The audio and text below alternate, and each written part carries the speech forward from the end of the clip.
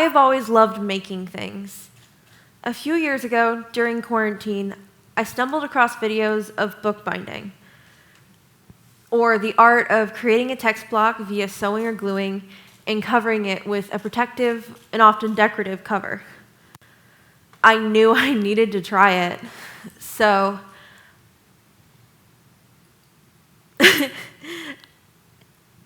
I love books.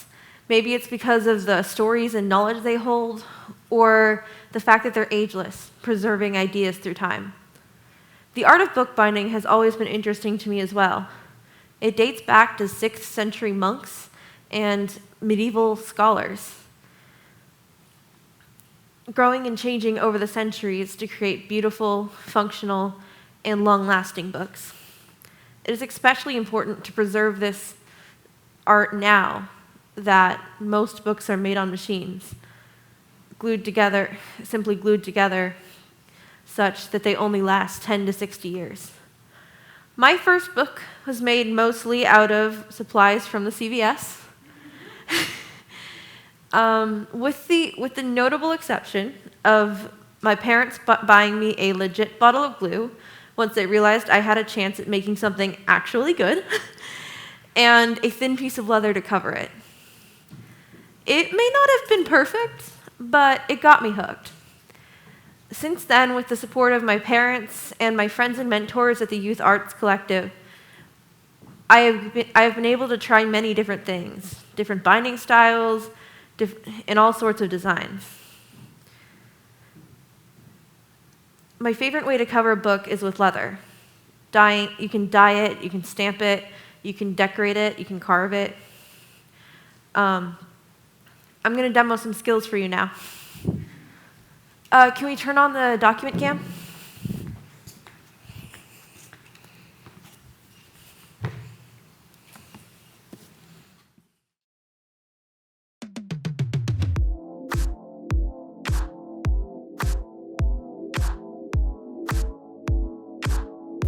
This is called the Coptic stitch.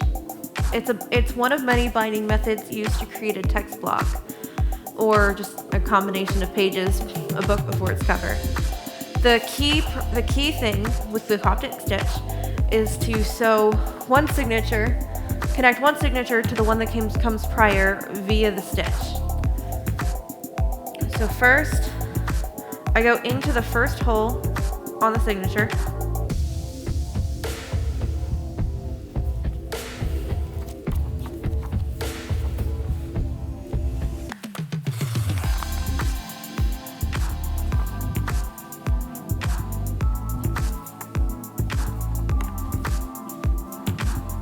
Out the second.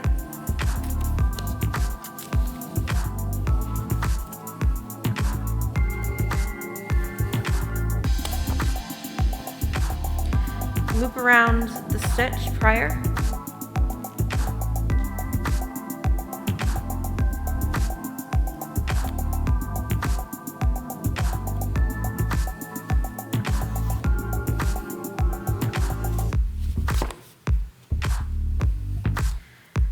And back in the same hole.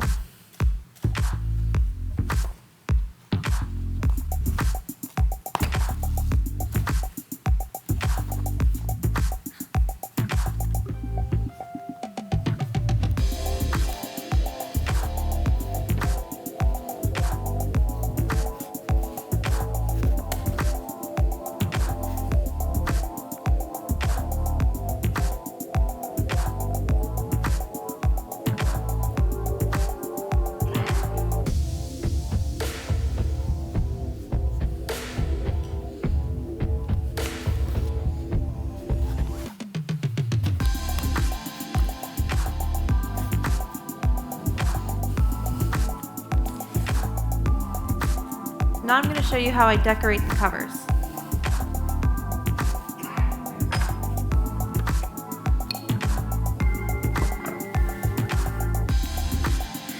This is a leather stamp.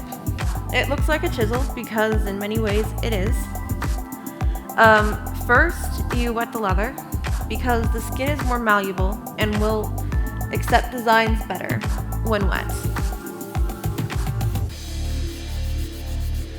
Then you line up your stamp and hold it very still,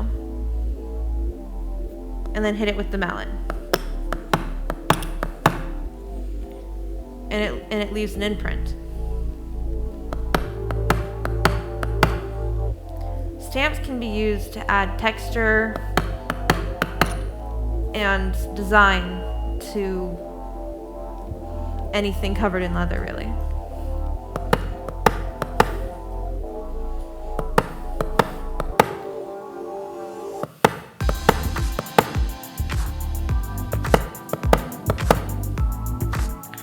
As you can see, with a combination of these simple tools and methods, I can create beautiful books. Thank you very much.